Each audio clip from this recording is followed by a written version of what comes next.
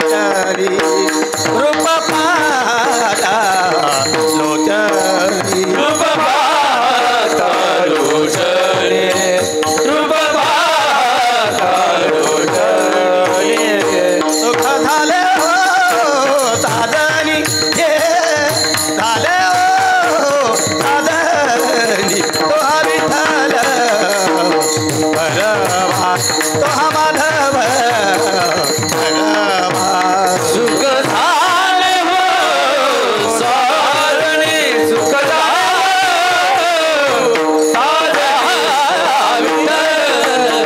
परवा तो हा विठ्ठल परवा बहुत सुकृताची जोडी घे बहुत सुकृताची जोडी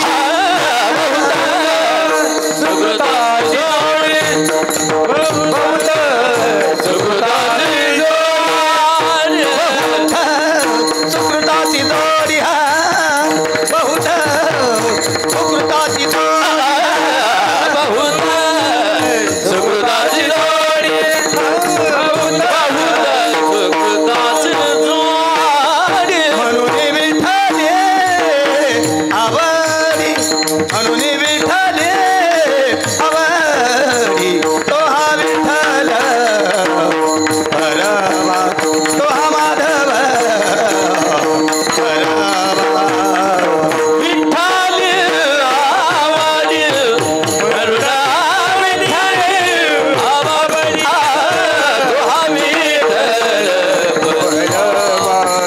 तो हा माधव परवा सर्व सुखाचे आगर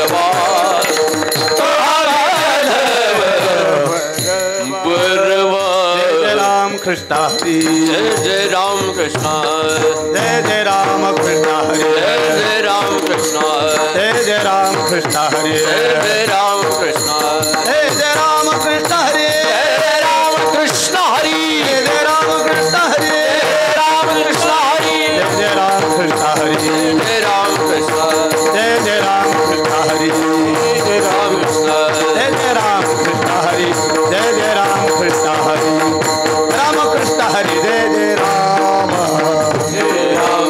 हरी जय राम कृष्ण राम कृष्ण हरी जय राम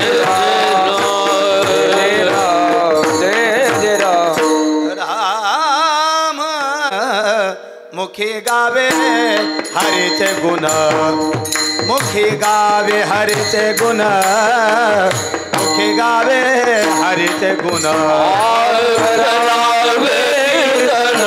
मुख गावे हरचे गुण मुख गावे हरचे गुण मुख गावे हरचे गुण मग काही नो हे बाधा काम दुर्जनाचे क्रोधा काम दुर्जनाचे क्रोधा काम दुर्जनाचे क्रोधा मगराही रोहे बाधा काम दुर्जनाचे शोभा काम दुर्जनाचे काम दुर्जनाचे शांती खड्ग हाती आळा सीते नागविती काळा सीते नागविती काळा सीते नागविती शांती गडगड काळा सीते नागविती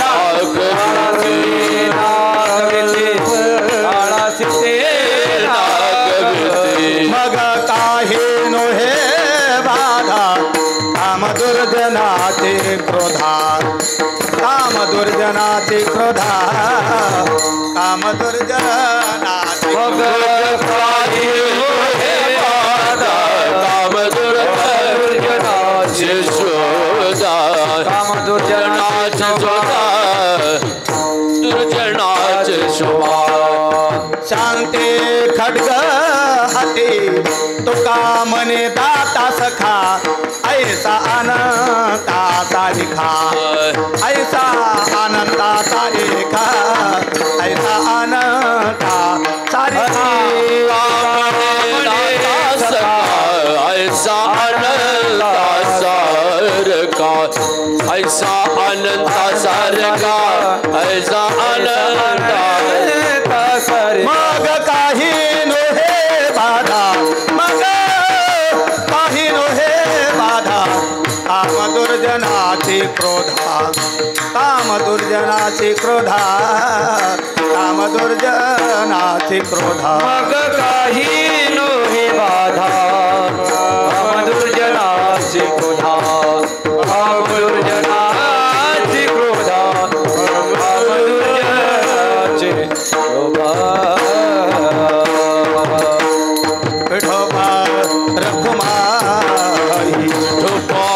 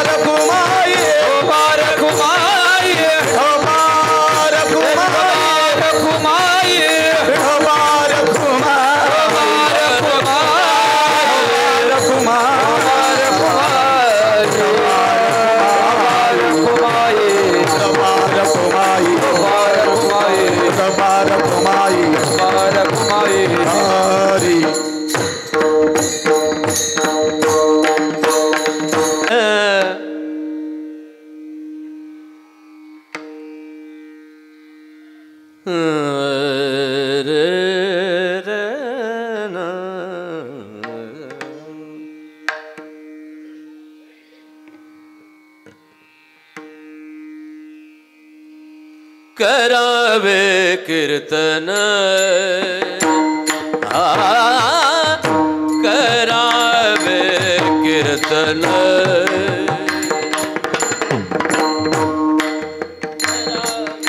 कीर्तन करावे कीर्तन करावे कीर्तन करावे कीर्तन करावे कीर्तन करावे कीर्तन मुखे गावे हर गुण मुखे गावे हर गुण मग काय नो हे बादा मग काय नो हे बादा मुखे गावे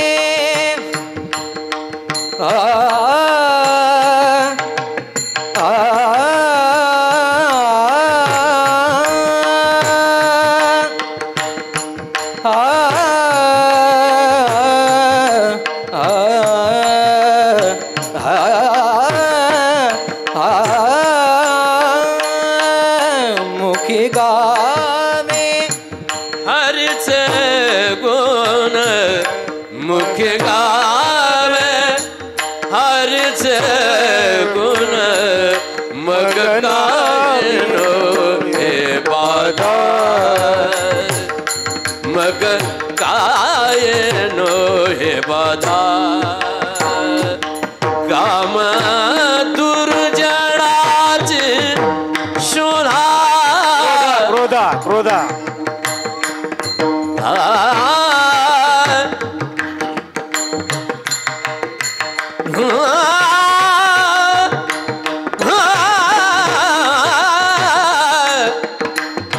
काम दुर्जनाचे क्रोधा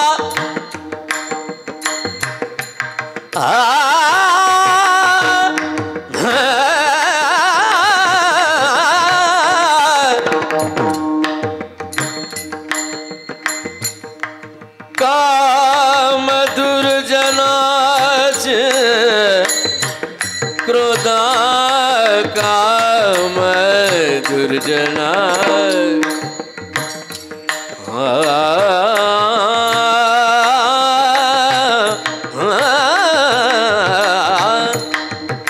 काम दुर्जनाचे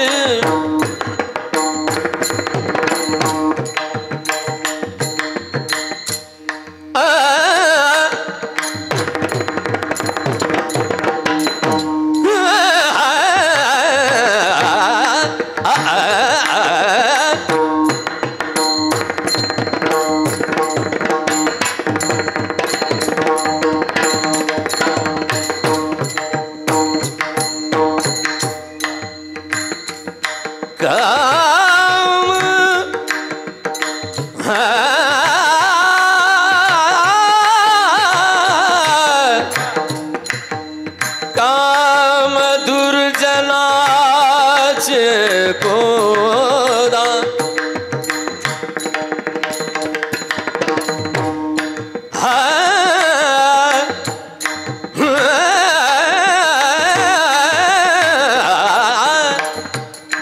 काम दुर्जनाचे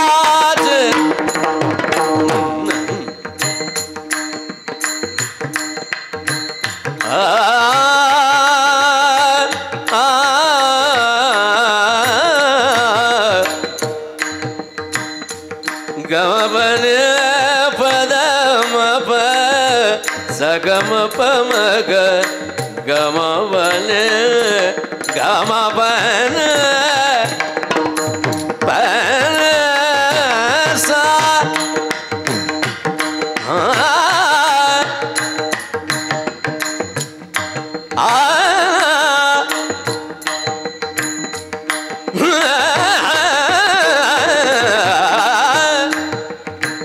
काम दुर्जनाची क्रोधा काम दुर्जनाची क्रोधा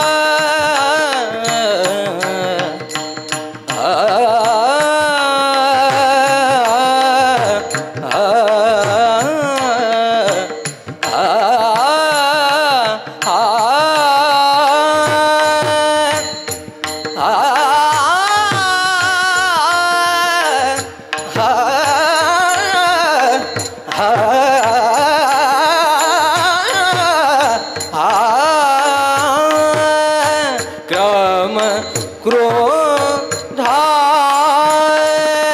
निसग निसगम सगम सगम प गम ब गम पनि म पनि म पनि ज निरे ज निद स निद पनि द प म द प म ग प म ग रे म ग रे स ग रे स नि रे स नि स ग ग म म प पनि नि स नि स ग ग म म प पनि नि स नि स ग ग म म प पनि नि स काम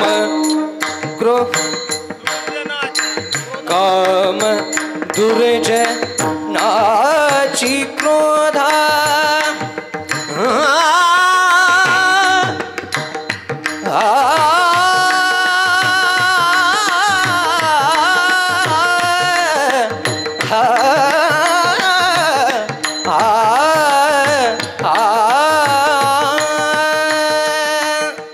सजने जने द ब पनि द ब म ग रे जने ज ग रे म ग ब म द पनि द पनि स काम दुर्जनाची क्रोधा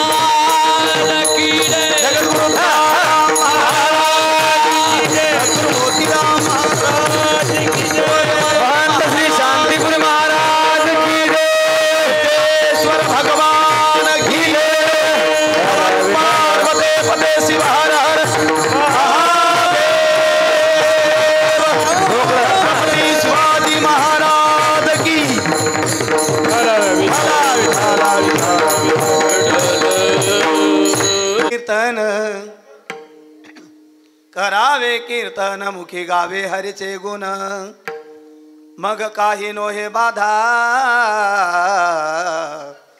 अमदुर्जनाची क्रोधा शांती खड्ग हाते काळा सिते नागविते मग काही नोहे बाधा अमदुर्जनाची क्रोधा तुका म्हणे दाता सखा तुका म्हणे दाता सखा ऐसा अनंता सारिखा मग काही नोहे बाधा काम दुर्जनाची क्रोधा विठ्ठला विठ्ठला योग पीठे तटे भीमरथ्या वरम पुंडरीकाय दातुं मुनीन्द्रै समागत्य तिष्ठन् तमानन्दकन्दं परब्रह्मलिङ्गं भजे पांडुरंगं पांडुरंगा करू प्रथम नमन पांडुरंगा करू प्रथम नमन पांडुरंगा करू प्रथम नमन पांडुरंगा करू प्रथम नमन तरे चरणा संतांचिया तरे चरणा संतांचिया तरे चरण संतोषी त्यांच्या कृपादाने कथेचा विसरू कृपादाने कथेचा त्यांच्या कृपादाने कथेचा विसरू कथेचा बाबाजी सद्गुरुदास तुका बाबाजी सद्गुरुदास तुका दास तुका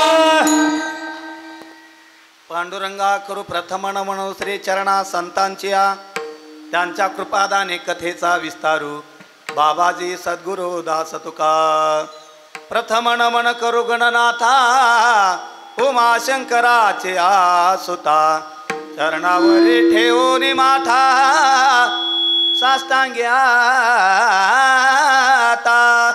दंडवत विठ्ठल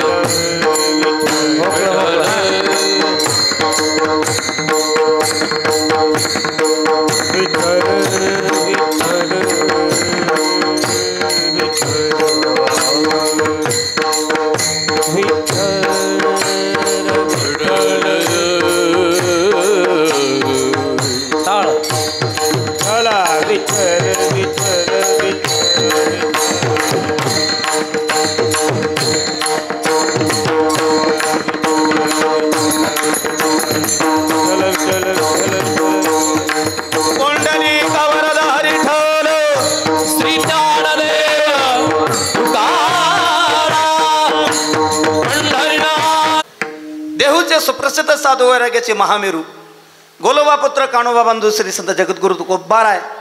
आज आपण कीर्तन रूपी वाङ्मयीन सेवेसाठी निवडलेल्या अभंगाच्या द्वारे भगवान परमात्म्याचं गुणानुवाद गातात. विठ्ठल विठ्ठल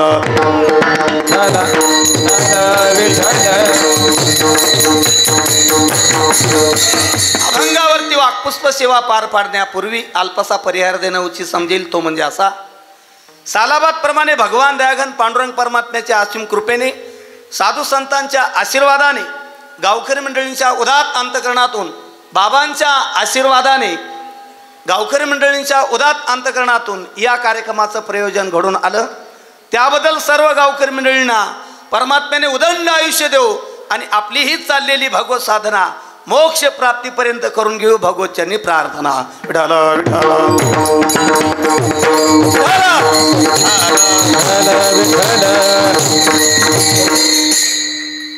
तदनिमित्ताने तुम्हा सर्व सज्जन मायबापांच्या दर्शनाचा योग माझ्याही जीवनामध्ये आला. तसं जवळपास 10 वर्षापासून सेवा करण्याची संधी या ठिकाणी बाबांच्या माध्यमातून असेल, गावातील भजनी मंडळीच्या माध्यमातून असेल, विकास महाराजाच्या माध्यमातून असेल, सर्व सज्जन मायबापांच्या माध्यमातून असेल, या ठिकाणी सेवा करण्याचा योग येतो आहे. यावर्षी पहिल्या दिवसाची सेवा बाबासह विकास महाराज म्हणत बोबडे महाराज तुमच्याकडे पहिल्या दिवसाची सेवा आहे. सेवा आहे म्हटल्यानंतर सेवकाने सेवेला नाकारायचं नसतं. सेवके सांगितले करावे ते काम, स्वामीचा तो धर्म स्वामी जाणे, किंवा ते होतो पण कामा नाही, या न्यायानुसार सेवा करण्यासाठी उपस्थित आहे. तदा अनुषंगाने तुम्हा सर्व सज्जन मायबापांच्या दर्शनाचा योग माझ्या जीवनामध्ये आला. मी स्वतःला भाग्यवान समजतो. या कार्यक्रमाच्या अनुषंगाने महाराष्ट्रात ज्यांचं फार मोठं नाव आहे गायन क्षेत्रामध्ये, ते माझे परममित्र संगीत अलंकार संजयजी महाराज देवसरकर. अतिशय चांगल्या पद्धतीचं एकदम तयार असणारं गाणं त्यांच्या गळ्यामध्ये आहे. मीही थोडीफार गाण्याची सेवा केलेला माणूस आहे. कदाचित मी केलेलं त्यांचं वर्णन ते यथोचित वर्णन असू शकतं, कारण ज्यांना गाण्याचं काहीच माहीत नाही, आडताली आपसोरी माणसाने जर संजय महाराजांचं वर्णन केलं तर ते कदाचित व्यवस्थित होणार नाही. परंतु आले ह्या कपाळा थोडे बहु, काही गाण्याची सेवा करण्याची संधी माझ्या जीवनामध्ये आल्यामुळे थोडाफार अनुभव तुमच्या सर्वांच्या आशीर्वादाने माझ्याजवळ आहे. आणि त्याच अनुभवाचा परिपाक संजय महाराज किती चांगल्या पद्धतीचे गायक आहेत हे कळण्यासाठी मला उपयोगी होऊ शकतो. त्याचबरोबर अतिशय गोड गळ्याचे गायक म्हणून महाराष्ट्रभर ज्यांचं नाव आहे, आपल्या जवळचे आमचे मित्र गणेशजी महाराज जटाळे, संजयजी महाराजांसोबत त्यांच्या चिरंजीवानी अतिशय चांगल्या पद्धतीनं चाल गायली विकास महाराज. भिंपलास रागाला खऱ्या अर्थाने न्याय देण्याचं काम आज दोघा बापलेकांनी केलेलं आहे. विठाला विठाल.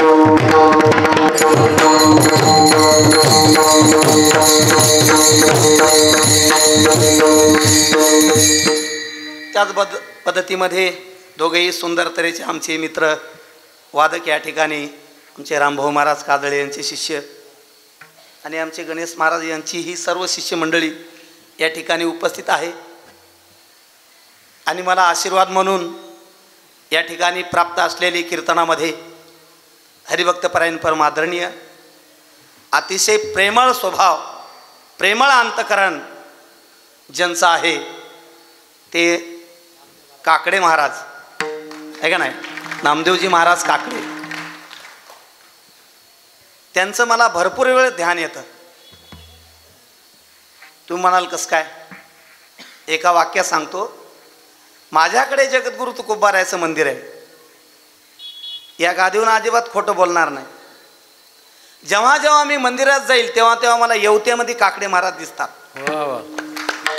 कुठल्या माझ्या तुकोबारायाच्या मंदिरात मी जेव्हा जेव्हा जाईल तेव्हा तेव्हा मला काकडे महाराजांचा चेहरा तुकोबारायांच्या चेहऱ्यासारखा समोर येतो.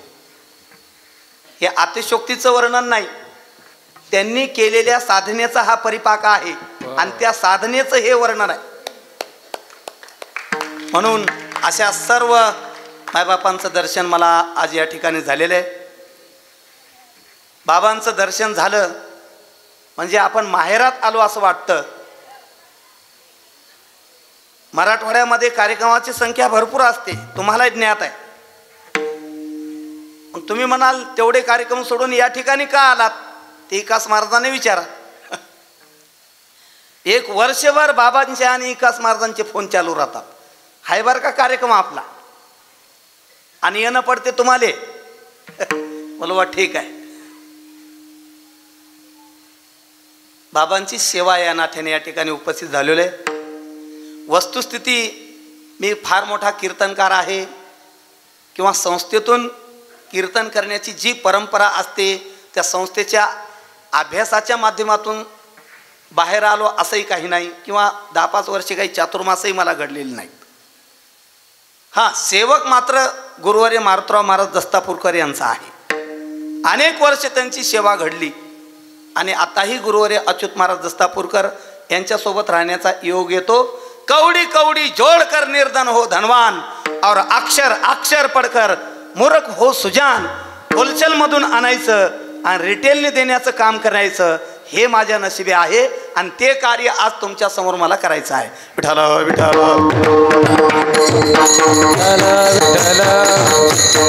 म्हणून एकदा सर्व साधू संतांच्या चरणारविंदी नतमस्तक होऊन अभंगाकडे वळण्याचा प्रयत्न आहे. अभंग जगद्गुरु तुकोबारायांचा आहे. तुकाराम महाराजांच्या 4 चरणाचा आहे आणि या 4 चरणामध्ये जगद्गुरु तुकोबार आहे.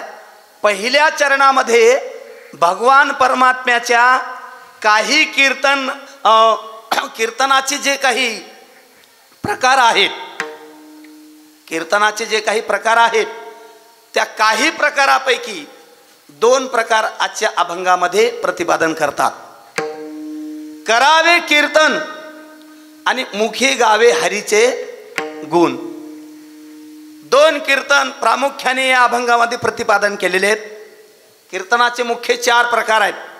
नामसंकीर्तन 4 कीर्तनापैकी 2 कीर्तन आजच्या अभंगाच्या माध्यमातून प्रतिपादन केलेले आहेत. साधकाने विचारलं, तुमच्या भगवान परमात्म्याचं आम्ही नामसंकीर्तन केलं आणि गुणसंकीर्तन केलं तर आम्हाला फायदा काय? तर तेव्हा तुकोबाराय म्हणतात, मग काही नो हे बाधा आणि काम दुर्जनाची क्रोधा. काम क्रोधादी विकाराची बाधा त्या साधकाला हे 2 कीर्तन गायल्यानंतर होत नाही असं तुकोबारायांना म्हणायचं आहे. आणखीन काय त्या साधकाला फायदा होतो का? तुकोबाराय म्हणतात, त्या साधकाची वृत्ती अशी होते, शांती खड्ग हाती. त्या साधकाच्या ठिकाणी शांती येते आणि शांती आल्यानंतर खऱ्या अर्थाने त्याच्या जीवनामध्ये मोक्ष वेगळा शोधण्याची गरज राहत नाही. म्हणजे ज्याच्याकडे शांती आलेली आहे तोच खऱ्या अर्थाने संत होतो असं म्हटलं तरी काही वावगं नाही. म्हणजे जो शांत आहे तो संत आहे असं मला म्हणायचं नाही, पण शांत असल्याशिवाय संतही होत नाही हे तितकंच खरं आहे. आणि हे शांतीचं खड्ग त्या साधकाच्या हातामध्ये येतं आणि त्याचा परिणाम म्हणाल तर काळाशी ते नागविती. प्रत्यक्षात काळाला नागवण्याची ताकद त्या साधकामध्ये निर्माण होते. कोण्या साधकामध्ये? पहिलं चरण लक्षात ठेवा, करावे कीर्तन आणि मुखी गावे हरीचे गुण. ज्या साधकाने भगवान परमात्म्याचं कीर्तन केलेलं आहे, भगवान परमात्म्याचं गुणानुवाद केलेला आहे, त्या साधकाच्या हाती शांती येते. त्याचा परिणाम काळाला नागवण्या इतकी, काळाला पळून लावण्या इतकी ताकद त्या साधकामध्ये निर्माण होते. एवढंच नाही, ज्या परमात्म्याची साधना तो साधक करतो, ज्या परमात्म्याची साधना तो साधक करतो, तो परमात्मा त्या साधकाचा सखा होऊन बसतो. सखा तुका म्हणे, दाता सखा आणि ऐसा अनंता सारिखा. ऐसा अनंता सारिखा दाता सखा होतो, पण कुणाचाही नाही. मुखी गावे हरीचे गुण, करावे कीर्तन, मुखी गावे हरीचे गुण. ही साधना ज्या साधकाने अंतकरणामध्ये दृढ धारण केलेली आहे त्या साधकाचा भगवान परमात्मा सखा होऊन बसतो. इतका अधिकार त्या साधकाचा खऱ्या अर्थाने निर्माण होतो. म्हणून आपल्याही ठिकाणी हा अधिकार यावा असं कदाचित एखाद्याला वाटत असेल तर हा अभंग आपल्या जीवनामध्ये आपण अनुभवण्यासाठी घेतला पाहिजे. विठ्ठल विठ्ठल विठ्ठल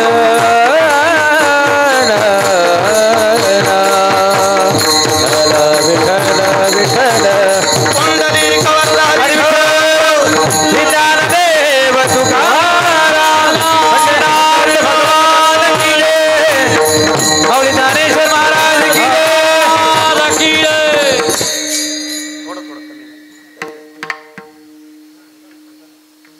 सरळ सरळ अभंगाचं चिंतन भावार्थ सांगण्याचा प्रयत्न केलेला आहे. या अभंगाचा अर्थ असाच आहे. माझा म्हणण्याचा आग्रह नाही, दुराग्रह मुळीच नाही. कारण जगद्गुरु तुकोबारायांना नेमका अभंगातून म्हणायचं काय हे आणखीन ठामपणे कोणीही सांगू शकत नाही. प्रत्येक जण आपापल्या बुद्धीप्रमाणे तर्क लावत असतो. अभंगाच्या माध्यमातून कदाचित व्याकरणदृष्ट्या तर्क लावत असेल, वेगवेगळ्या पद्धतीने प्रत्येक जण आपापल्या बुद्धीप्रमाणे, आपापल्या अभ्यासाप्रमाणे अभंगाचा तर्क लावण्याचा प्रयत्न करत असतो. पण नेमकं जगद्गुरु तुकोबारायाने अभंगामधून हेच म्हणायचं आहे असं छातीठोकपणे जगात सांगणारा आणखी निर्माण झाला नाही. आणि होईल का नाही याच्यावरती मी काही प्रश्नचिन्ह उपस्थित करणार नाही.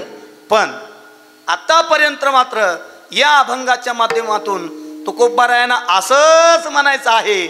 असा जर एखादा म्हणत असेल तर भर दिवसा दुपारी 12 वाजता सूर्यावरती थुंकण्यासारखं आहे. विठ्ठल विठ्ठल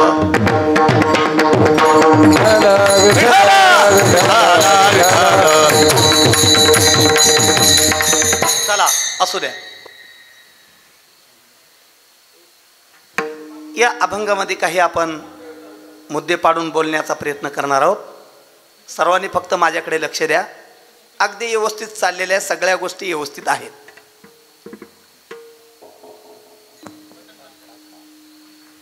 तर पहिला मुद्दा उपस्थित करतो, कीर्तन म्हणजे काय. कीर्तन म्हणजे काय, कीर्तन का करावे, कीर्तन कुणाच्या संगतीमध्ये करावे, कीर्तन कसे असावे, कीर्तनाचे मुख्य प्रकार किती, कीर्तनाच्या मुख्य परंपरा किती, हल्ली कीर्तनकाराचे प्रकार किती, असे कीर्तनाच्या माध्यमातून अनेक पैलू पाडून बोलण्याचा प्रकार आपण आघात करण्याचा प्रयत्न करणार आहोत. पहिलं वाक्य मी तुमच्या समोर उपस्थित केलेलं आहे. इकडे बघा तुम्ही बाबा, इकडे बघा. हां, तुम्ही पाठीमागचे, तुमच्या बाजूचे. हां, कीर्तन म्हणजे काय हे पहिले वाक्य एका वाक्यामध्ये आपल्याला समजून घ्यायचं आहे. हे वाक्य समजलं की पूर्ण मी मांडलेले मुद्दे आपल्या लक्षात येऊ शकतात. कीर्तन म्हणजे काय तर त्याचं उत्तर नाट्य प्रकरणामध्ये सुंदर आलेलं आहे. येथे कीर्तन हे नाम घोष, येथे कीर्तन हे नाम घोष, निर्लज्ज करीती हरीचे दास, करीते हरीचे दास, रस कुटती पाच भवबंधाचे,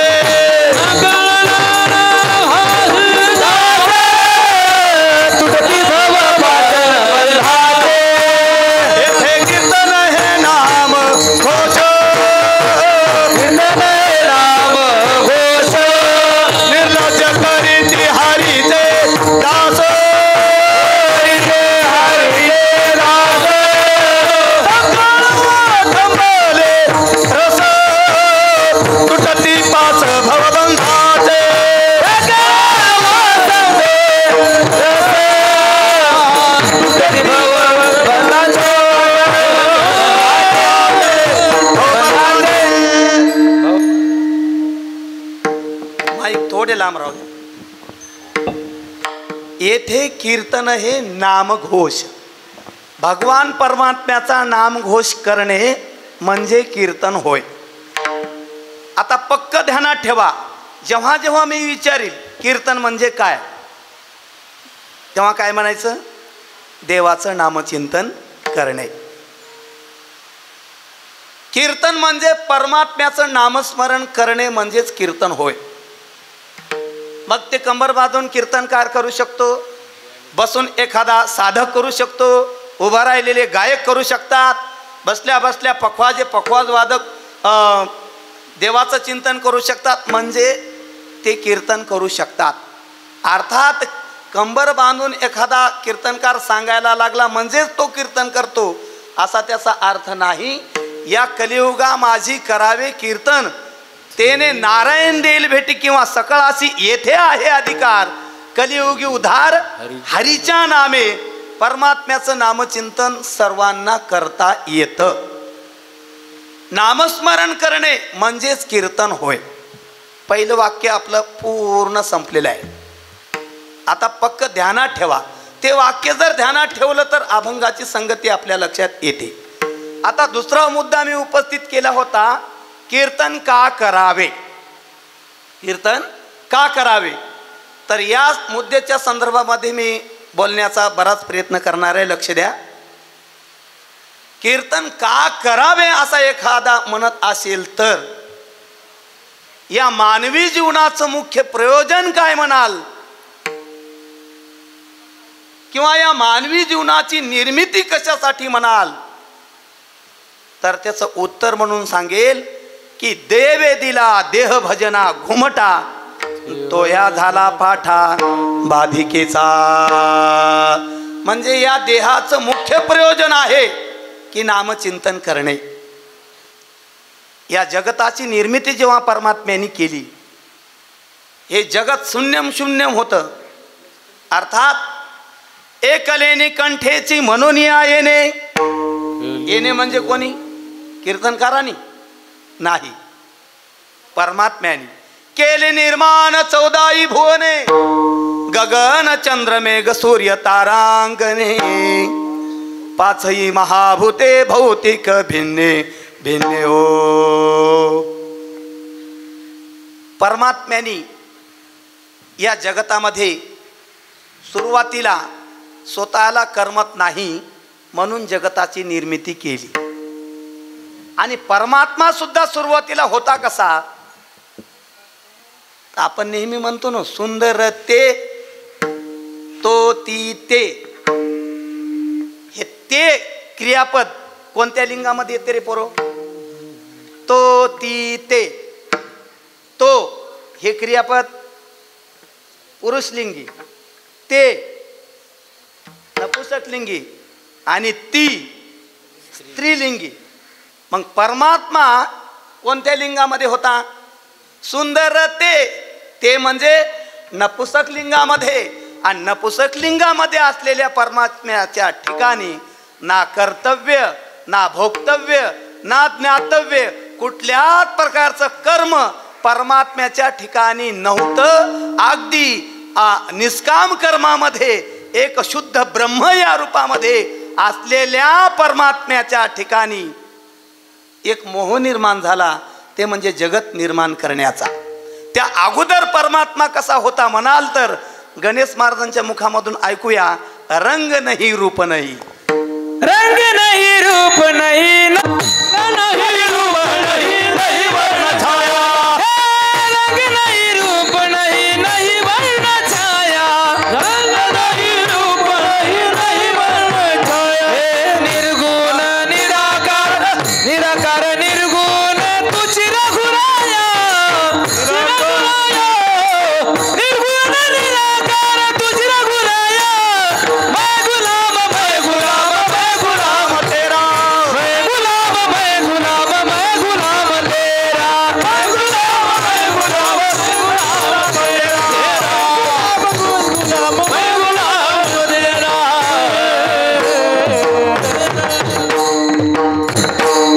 रंग नहीं रूप नहीं, नहीं वर्ण छाया.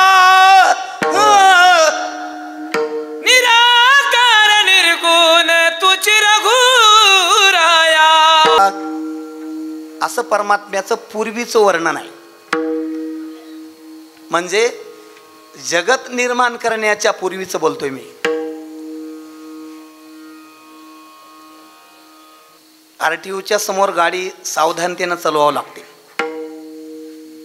तसं तुझ्या समोर, माझ्या समोर इथं भरपूर RTO आहेत. आपल्या दोघायला गाडी व्यवस्थित चालवावं लागेल. स्वरातले एकदम तज्ज्ञ असणारे लोक आहेत. त्यामुळं आपण दोघांनीही त्याच्यावर लक्ष देऊन हे कार्य कडाला नेलं पाहिजे. विठ्ठला विठ्ठला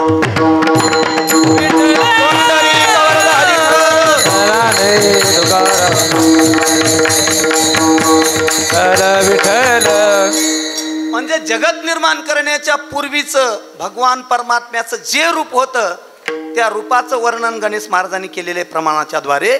रंग नाही रूप नाही, नाही वर्ण छाया. निराकार निर्गुण तुझी रघुराया. अशा अवस्थेमध्ये असलेल्या परमात्म्यांनी जेव्हा कोठेचं नव्हते काही, जेव्हा कोठेचं नव्हते काही, जेव्हा कुठेच नव्हते काही, चंद्र सूर्य तारा नाही, चंद्र सूर्य तारा नाही, सूर्य तारा नाही, चंद्र सूर्य तारा. शून्याचे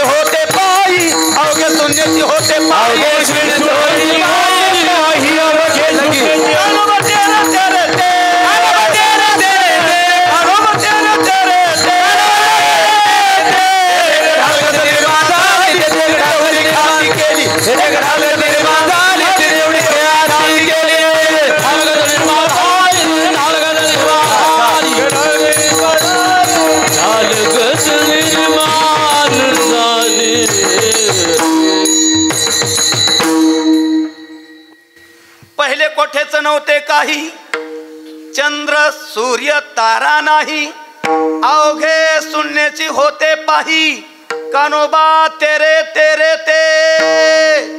तेथे एक ढालगज निर्माण झाली. ढालगज म्हणजे कोण? माया, माया आहे का नाही? आणि तिने एवढी ख्याती केली. ढालगज म्हणजे माया निर्माण झाली आणि त्या मायेचा आधार घेऊन परमात्म्याने निर्गुण रूप सोडून दिलं आणि तो परमात्मा सगुण रूपामध्ये आला. परमात्म्याला सुद्धा जगतामध्ये येत असताना निर्गुण रूपातून सगुण रूपामध्ये जेव्हा यायचं असतं त्या मायेच्याच आधाराने त्याला येता येतं असं शास्त्र आहे. आणि मग त्या मायेचा आधार घेऊन त्या परमात्म्याने माया परमात्म्याची असली तरी जगत निर्माण करण्यासाठी मायेचा आधार घ्यावाच लागतो परमात्म्याला सुद्धा. मग त्या मायेचा आधार परमात्म्याने घेतला आणि जगताची निर्मिती केली. ती कशासाठी म्हणाल तर केवळ आणि केवळ नामस्मरण करण्यासाठी. मग जगत निर्माण केलं. सुरुवातीला काय निर्माण केलं पहा, लक्ष द्या. केली एक चरणी शरीरे, म्हणजे एका पायाचे शरीर निर्माण केली. दो पायाची अपारे, दोन पायाची पुष्कळ भरपूर अपार निर्माण केली. अति सुंदरे चतुष्पादी, चार चरणाचे सुद्धा भरपूर म्हणजे चार पायाचे सुद्धा भरपूर योन्या निर्माण केल्या. त्याच्या पुढे जाऊन सांगायचं म्हटलं तर काहीच्या ठिकाणी पायच निर्माण केले नाही तर काहीच्या ठिकाणी हजारानं पाय दिले. मी बोलत नाही. नाथ महाराज आपल्या एकनाथी भागवतामध्ये सांगतात, सर्पादी योनीचे ठाई चरणाची केले नाही, त्याच्या उलट एक चालती बहु पाही केले पाही शरीरे. इतक्या सर्व योन्या परमात्म्याने निर्माण केल्या आणि या सगळ्या योन्या निर्माण करून परमात्मा त्यांच्याकडून एक अपेक्षा करू लागला. कोणती? की या येवणीतल्या लोकांनी माझं नामचिंतन करावं. पण या सर्व येवणीचे नाव सांगितले, त्यांच्याकडून परमात्म्याचं नामस्मरण घडणं शक्य आहे का? शक्य आहे का? कारण मानवाची येवणी निर्माण केलीच नाही ना, त्या अगोदर भरपूर येवण्या निर्माण केल्या आणि त्या सगळ्या येवणीकून परमात्मा अपेक्षा करू लागला की यांनी माझा उदो उदो करावं. कुणालाही वाटतं आपला उदो उदो करणारी माणसं असावीत. मग परमात्म्याला का वाटू नाही? परमात्म्याला वाटलं आपलं नाव घेणारं कोणीतरी जगात असावं. मग ह्या सगळ्याकडे पाहिलं तर त्या येवणीमध्ये परमात्म्याचं नामचिंतन करण्याचा अधिकार नाही. असं कधी तुमच्या गावात झालं का? 10-5 म्हशी एका जागी आल्या, त्याच्यामध्ये एक हाल्या घेतला त्यानं गळ्यात मर्दन, एका म्हशीने घेतला गळ्यात इना, 10-5 म्हशीने घेतले गळ्यात टाळं आणि निघाले पंढरपूरला. ज्ञानोबा माऊली तुकाराम हो. तुमच्या गावात अशी दिंडी निघाली का? बोला बोला, निघाली का? बरं, भविष्यात निघेल तरी का? नाही. का तर म्हशी कधी मंदिराकडे येण्याच्या प्रयत्नात नसतात, हलगट कधी मंदिराकडे येत नसतात, हलगट कधी गळ्यात माळ घालण्याचा प्रयत्न करत नसतात, हलगट कधी पंढरपूरला जाण्याच्या प्रयत्नात नसतात. त्यांचे दुसरेच कार्य राहतात. म्हणून तर त्यांना पहिल्या सुरूला कारखान्यामध्ये कोणतं जनावर कापायला जात असेल तर म्हशीपेक्षा हलगट अगोदर जाते. कारण त्याच्या ठिकाणी कोणतंच ज्ञान नसल्यामुळे त्याला बिचाऱ्याला कोणतंही कर्म करण्याचं स्वातंत्र्य नाही. म्हणून या सगळ्याकडे पाहिलं परमात्म्याने, सगळ्याकडे पाहिलं, पण हे काही आपलं नामचिंतन करू शकत नाही. फक्त नामचिंतन एकाच येवणीमध्ये घडतं, ते म्हणजे मानवाच्या येवणीमध्ये. याची देही घडे देवाचे भजन, याच देही घडे देवाचे भजन, याच देही घडे देवाचे भजन, याच देही घडे भजन, याच देही घडे देवाचे भजन, याच देही घडे देवाचे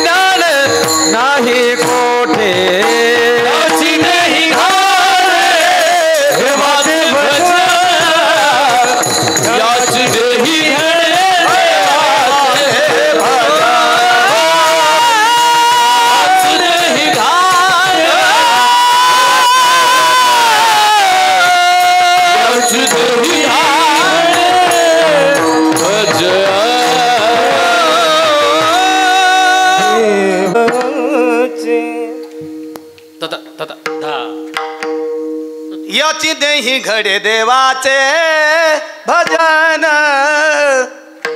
सरे सरी नि सा नि मध गमधनी सरे सनी सनी धनी मध मग गमधनी सांग याची देही घडे देवाचे भजन आणि कहे ज्ञान नाही कोठे.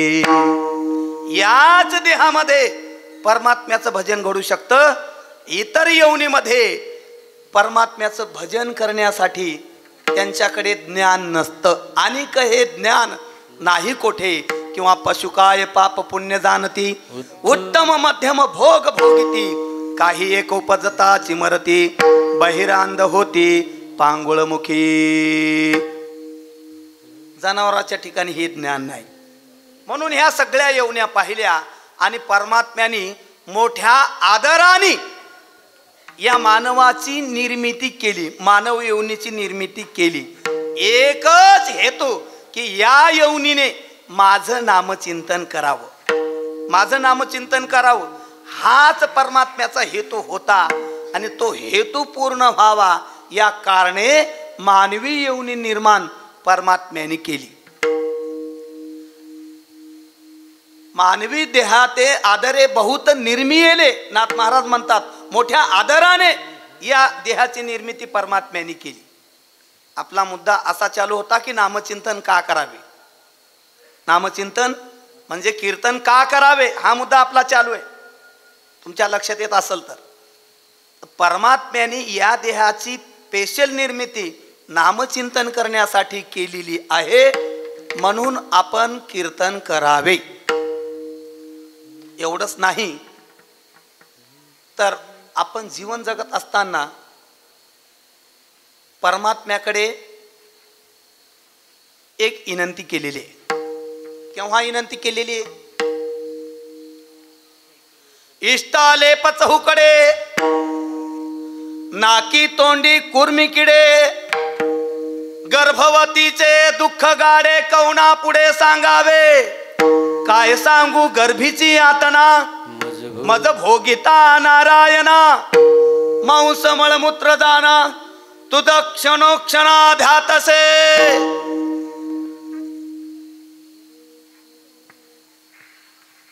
उदरी असता दिला दंड गर्भी असता दिला दंड वरती पाया खाली तोड वरती पाया खाली तोड वरती पाया खाली तोड गर्भी असता दिला दंड वरती पाया खाली तोड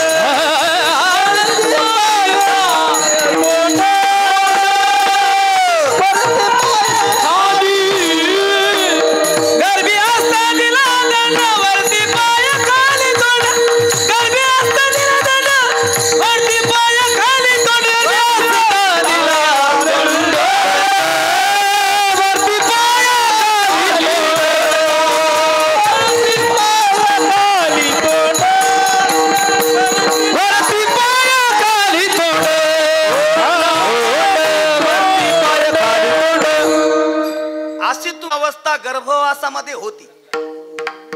खूप मोठे तुम्ही आम्ही कष्टी झालो होतो.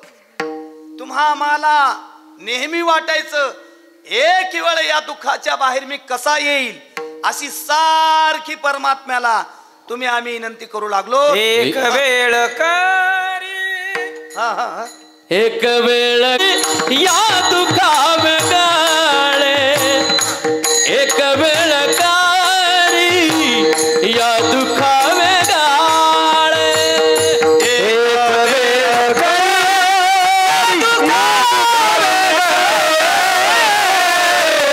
एक वेळ करी या दुखावे गळे दुरिताचे झाळे उगावोनी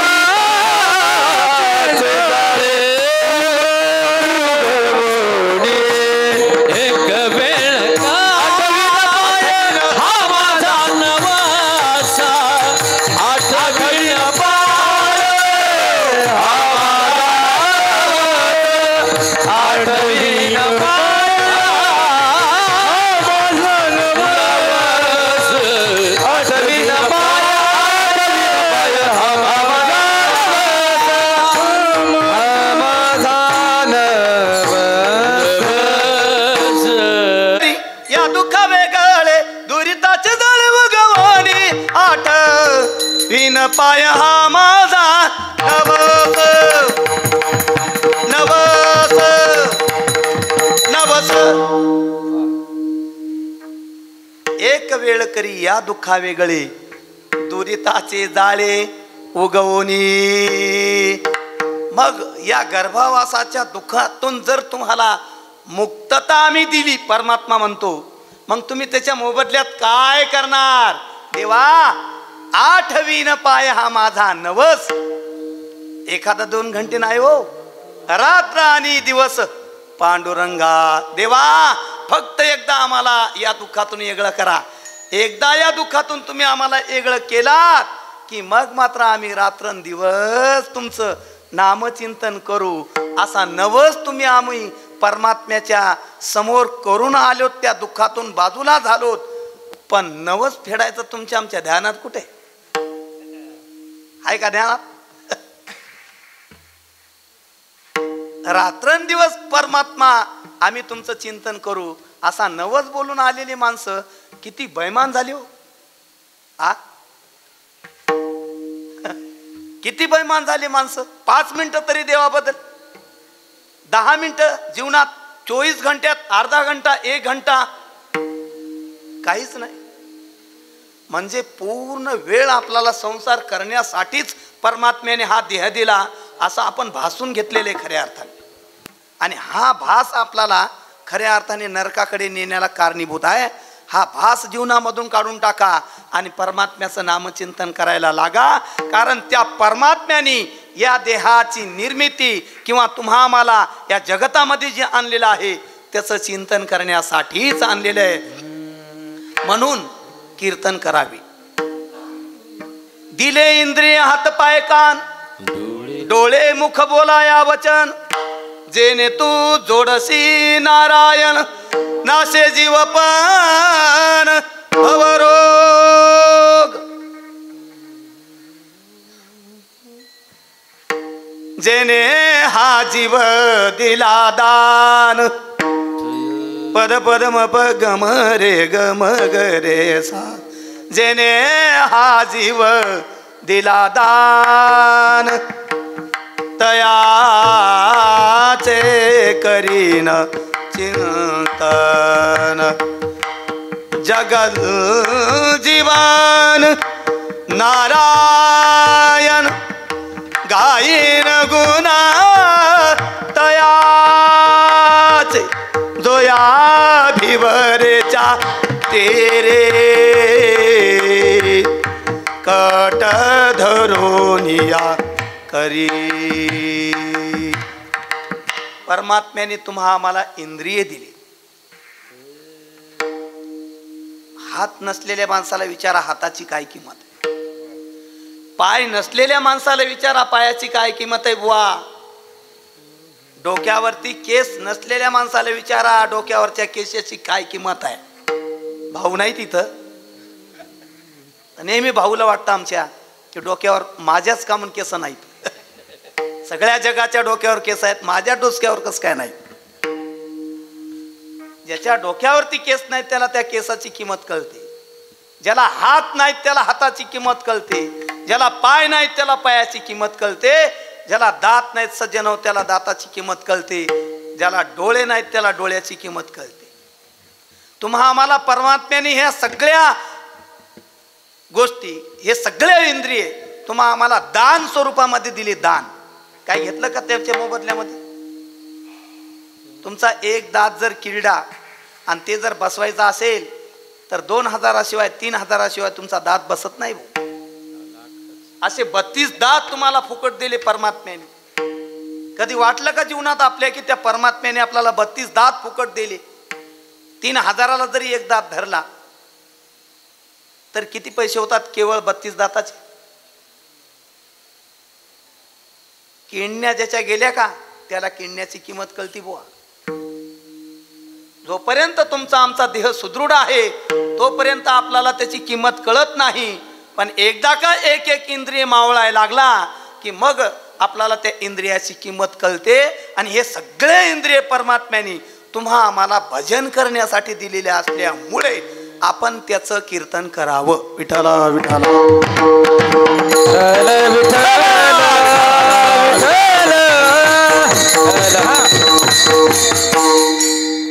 जाऊ द्या. देह तर दिला, सर्व इंद्रिय दिले, सगळ्यात महत्वाचं आतापर्यंत त्यानं तुम्हा आम्हाला जिवंत ठेवलं.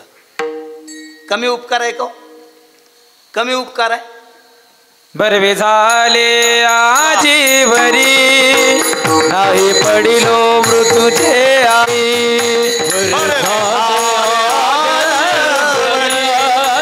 नाही पडिलो मृत्यूचे वाचून आलो येतवरी उरले ते हरी तुम्हा समर्पण.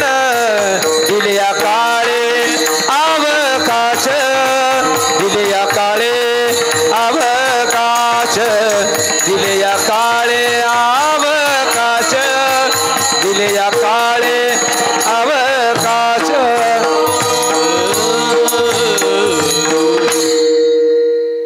बरवे झाले आजवरी पडिलो मृत्यूचे आहारी. वाचोनी आलो येथवरी. इथून तरी पुरं म्हणा उरले ते हरी तुम्हा समर्पण. पण हे सुद्धा तुम्ही आम्ही म्हणू शकत नाही. आजा मेला पंजा मेला बाप मसण्या गेला. देखत देखत नातू पंतू तोही तैसा झाला. आपल्या देखत देखत अनेक माणसं आपल्या समोरून गेले की नाही? बोला ना, गेले की नाही? काही ॲक्सिडेंट मध्ये गेले, काही कोरोनामध्ये गेले, काही हार्ट अटॅकने गेले.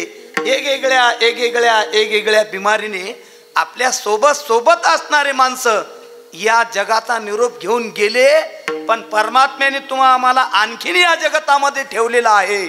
याची उत्तराई करण्यासाठी का होत नाही, त्याचं तुम्ही आम्ही कीर्तन केलं पाहिजे. विठ्ठला विठ्ठला विठ्ठला विठ्ठला विठ्ठला कुंडली कवरधारी देव तुकाराम. पंढरनाथ भगवान की जय. विठ्ठल विठ्ठल टाळ. म्हणून त्याचं कीर्तन तुम्ही आम्ही केलं पाहिजे. देह त्यासाठी दिलाय म्हणून नामचिंतन केलं पाहिजे. इंद्रिय त्यासाठी दिलाय म्हणून त्याचं नामचिंतन केलं पाहिजे. ही मानवी यवनी त्यासाठी निर्माण केली म्हणून त्याचं नामचिंतन केलं पाहिजे.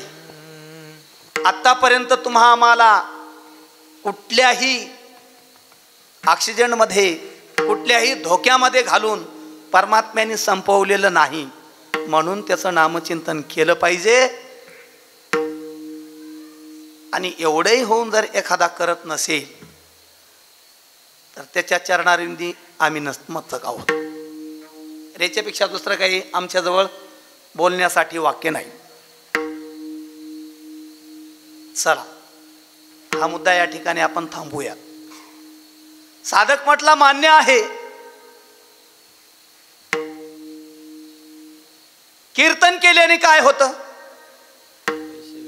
म्हणजे नामचिंतन केल्याने आम्हाला फायदा काय होतो? कीर्तन चांग कीर्तन चांग हो यांग हरी रूप. यांग हरी रूप हो यांग हरी रूप. कीर्तन चांग कीर्तन चांग हो यांग हरी रूप. हो यांग हरी रूप. कीर्तन चांग कीर्तन चांग हो यांग हरी रूप. हो यांग हरी रूप. हो यांग हरी रूप.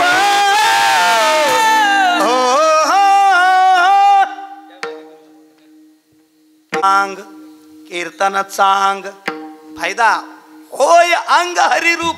म्हणजे परमात्म्यामध्ये आणि तुमच्या आमच्यामध्ये काही फरक राहत नाही.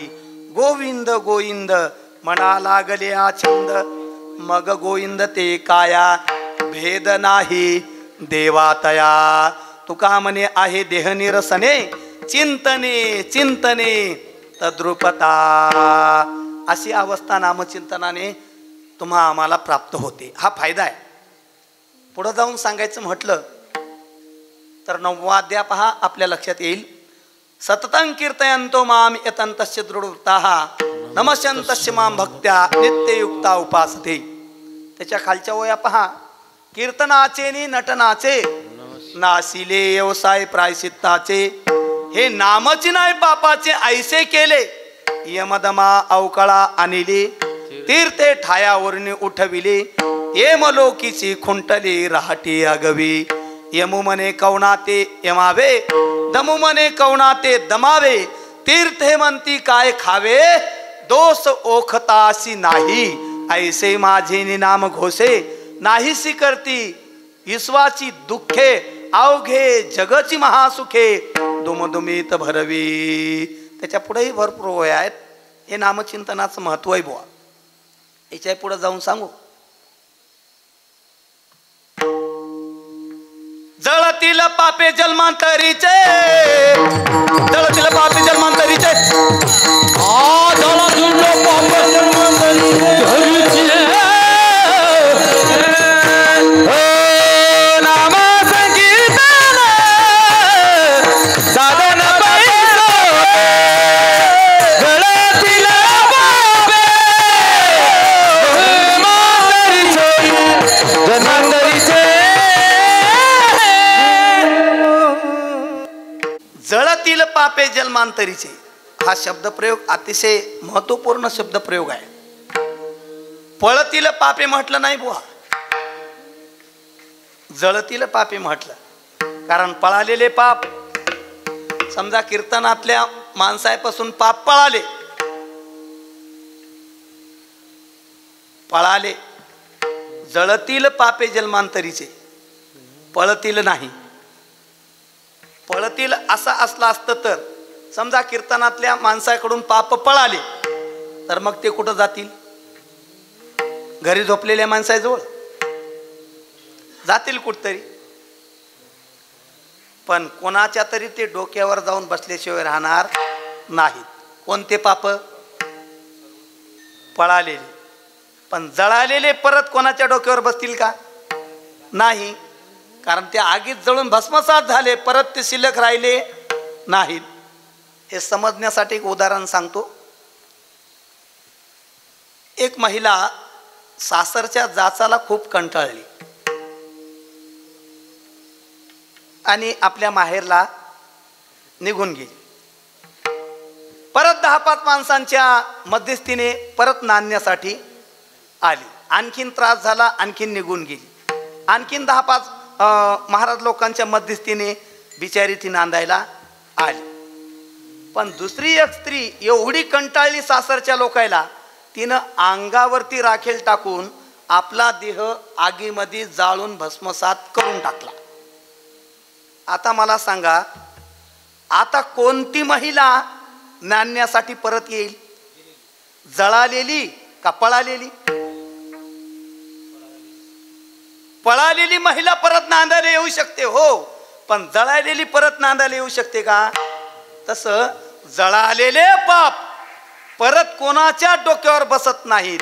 म्हणून जळतील पापे जन्मांतरी. घेतनाम विठोबाचे पर्वत जळती पापा, पर्वत जळती पापाचे, पर्वत जळती पापाचे, पर्वत जळती पापाचे, पर्वत जळती पापाचे, पर्वत जळती पापाचे. असा नामाचा महिमा वेद शिरल्या झाली सीमा, वेद शिरल्या झाले सीमा. घेता नाम, घेता नाम विठोबाचे, पर्वत जळती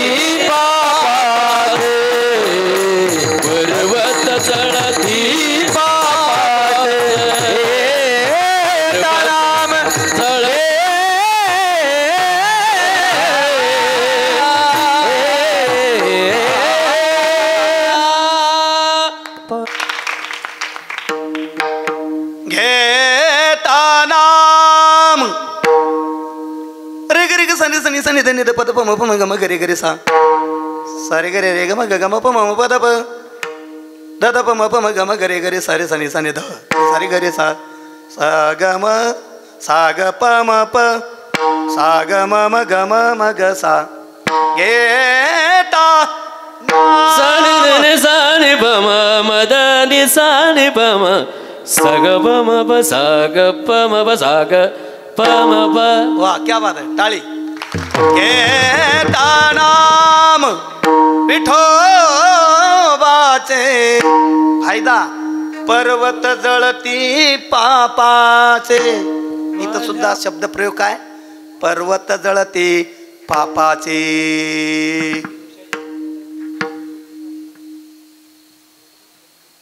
पद्मपुराणामध्ये एक सुंदर श्लोक आलेला आहे.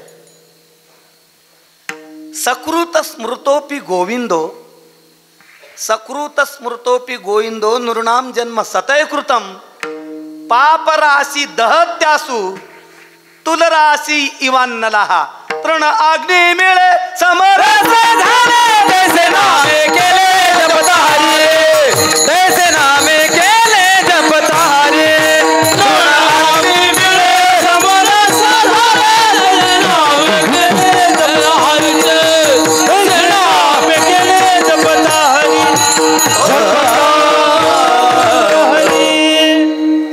म्हणजे गवताच्या गंजाच्या गंजा जाळून भस्मसात करण्यासाठी एक डबेची काडी पुरेशी आहे, तसं अनंत जन्मीचं पाप जळून भस्मसात करण्यासाठी भगवान परमात्म्याचं एक पुरे नाम विठोबाचे. असं परमात्म्याच्या नामचिंतनाचं महत्व आहे.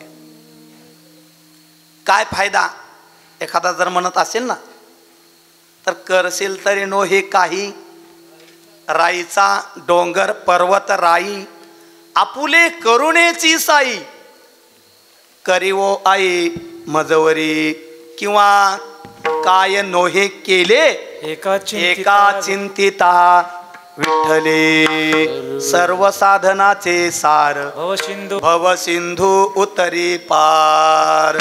हे नामचिंतनाचं महत्व आहे बुवा. एक वाक्य सांगू. पापी माणूस जेवढं पाप करू शकत नाही पापी माणूस जेवढं पाप करू शकत नाही त्याच्यापेक्षा लाख पटीने पाप जाळण्याची ताकद ही नामचिंतनामध्ये आहे बुवा. नाम घेता भगवंताचे नाम घेता भगवंताचे नाम घेता भगवंताचे नाम घेता भगवंत गुरुजी नाम घेता भगवंताचे नाम घेता भगवंताचे. दोष जळती दोष जळती पापाचे दोष जळती पापाचे नाम घेता भगवंताचे नाम घेता भगवंताचे नाम घेता भगवंताचे भगवंताचे भगवंताचे. वा वा खूप छान. पापी माणूस जेवढं पाप करू शकत नाही त्याच्यापेक्षा लाख पटीने पाप जाळण्याची ताकद ही नामचिंतनामध्ये आहे बुवा. ब्रह्महत्याराशी पातके अपार वाल्मिक किंकर वंदे केला किंवा वाल्मिक तरला उलट्या नामे स्मरणा एका जनार्दनी जावे साधू दर्शना. म्हणजे वाल्या कोळ्याने किती पाप केलं म्हणाल तर वाल्या कोळी महा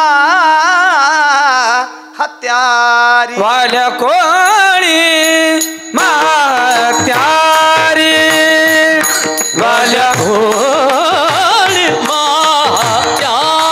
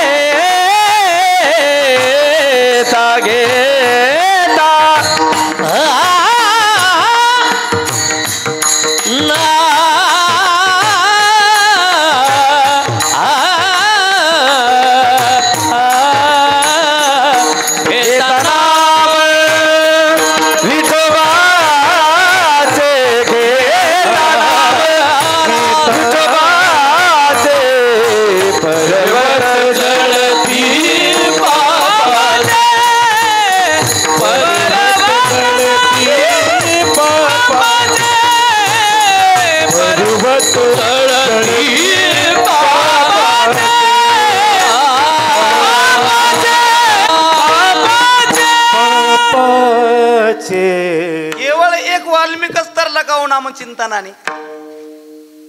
नामेची तारिले कोट्यानही कोटी, नामेची वळखुंटी पैसविले. म्हणजे जगतात कुणीही नामचिंतन करू द्या, त्या माणसाचा उद्धार होतो, त्या माणसाजवळचे पाप जळून जातात. ही नामचिंतनाची ताकद आहे, हा नामचिंतन करण्याचा फायदा आहे.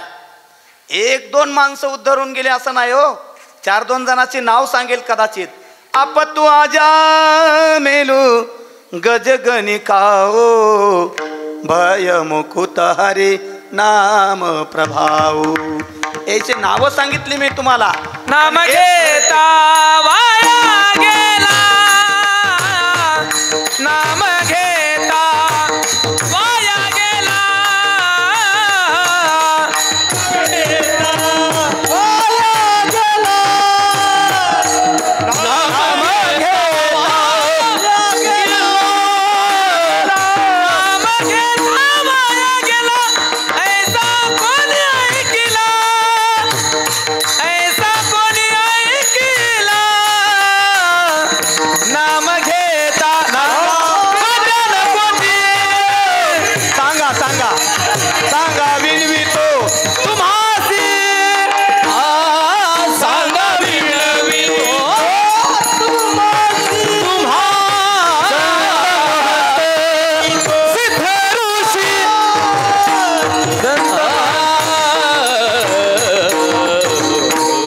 का कोणी वाह्या नाम घेणारा?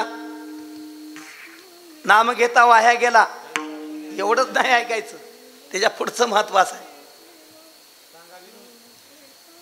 ऐसा कोणी ऐकिला नाम घेता वाह्या गेला म्हणून? ऐकला कोणी असा? सांगा विनवितो तुम्हास संत महंत सिद्ध ऋषी.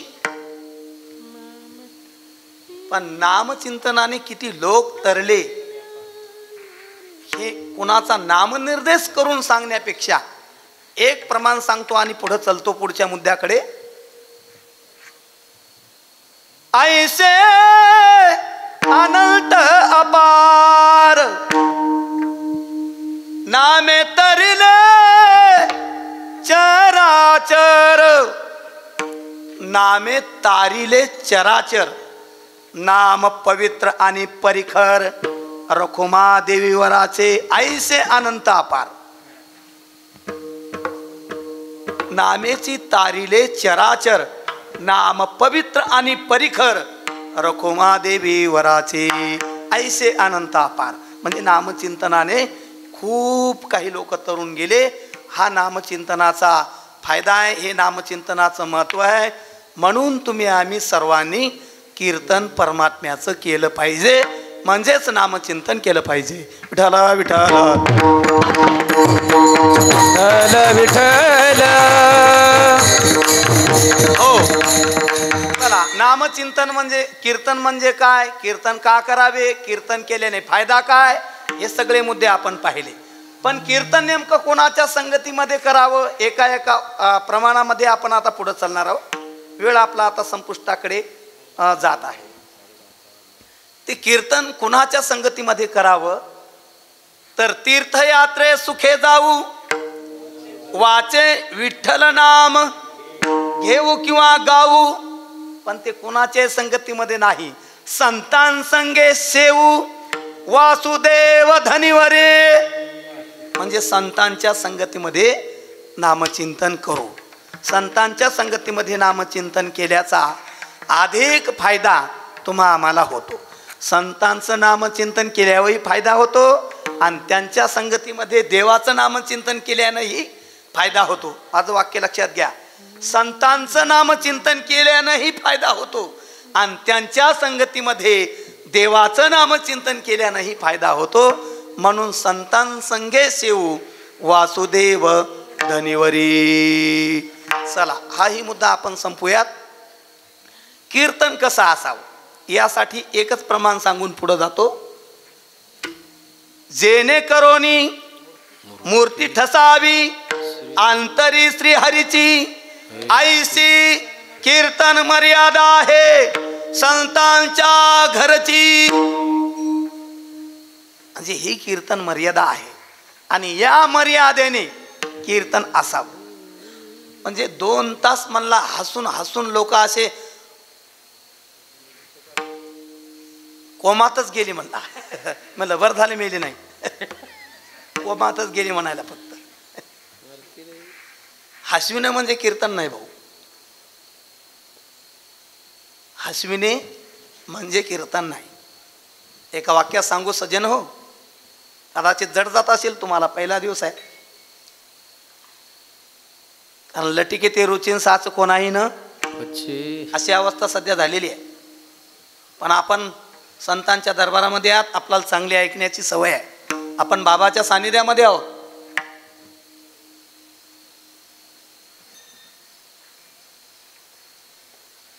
एकच वाक्यात सांगून जातो. 2 घंट्यामध्ये ज्या कीर्तनामध्ये संसाराचा विसर पडतो, किमान कीर्तन असं असावं, विठ्ठला विठ्ठला विठ्ठल विठ्ठल. किमान त्या 2 घंट्यामध्ये संसाराचा आठव तरी आपल्याला होऊ नये, संसाराचा विसर पडावा आणि परमात्म्याचं स्वरूप कीर्तनाच्या माध्यमातून आपल्या डोळ्यासमोर यावं. किमान असं कीर्तन असावं. ही कीर्तनाची मर्यादा आहे, ही कीर्तनाची परंपरा आहे, ही कीर्तनाची एक रीत संत महात्म्याने घालून दिलेली आहे. ऐशी कीर्तन मर्यादा आहे संतांच्या घरची. कीर्तन असं असावं की जेणेकरून मूर्ती ठसावी अंतरी श्रीहरीची. चला आता कीर्तनाच्या परंपरा किती सांगून जाईल. एक नारदीय परंपरा कीर्तनाची आहे आणि वारकरी संप्रदायामध्ये या गादीला आपण नारदाची गादी असं म्हणतो. हरिदासी कीर्तनाची परंपरा एक आहे आणि नारदीय कीर्तनाची परंपरा एक आहे.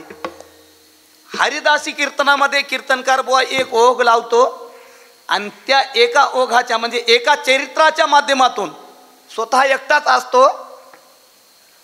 उभा राहिलेला, बाकी सगळे बसेल असतात आणि ते सर्व चरित्र शेवटपर्यंत एकाच संताचं, मग ते चिलिया बाळाचं असेल, मग ते चांगुणाचं असेल, ते कोणतं घेईल तेही सांगता येत नाही, त्याला त्याचं स्वातंत्र्य आहे. पण इथं काही मर्यादा आहेत या गादीला. या गादीला नेमकं काही तेच सांगावं लागतं, काहीही सांगायचं जमत नाही. पण तो हरिदासी जो कीर्तनकार आहे, एखादा सामाजिक सुद्धा विषय त्या गादीवर घेऊन समाजासमोर मांडू शकतो. पण या गादीवर मात्र या नारदीय परंपरेमध्ये, या वैष्णव संप्रदायाच्या परंपरेमध्ये पाहून या ग्रंथ करावे कीर्तन आणि तेव्हा आले जाण फळ त्याचे. अनेक ग्रंथ पाहून त्याचं चिंतन करणे आणि ते चिंतन या गादीहून मांडणे, अशी या गादीची परंपरा आहे. चला आता सगळ्यात तुम्हाला उत्सुकता लागली ऐकण्याची की हल्ली कीर्तनकाराचे प्रकार किती. हल्ली म्हणजे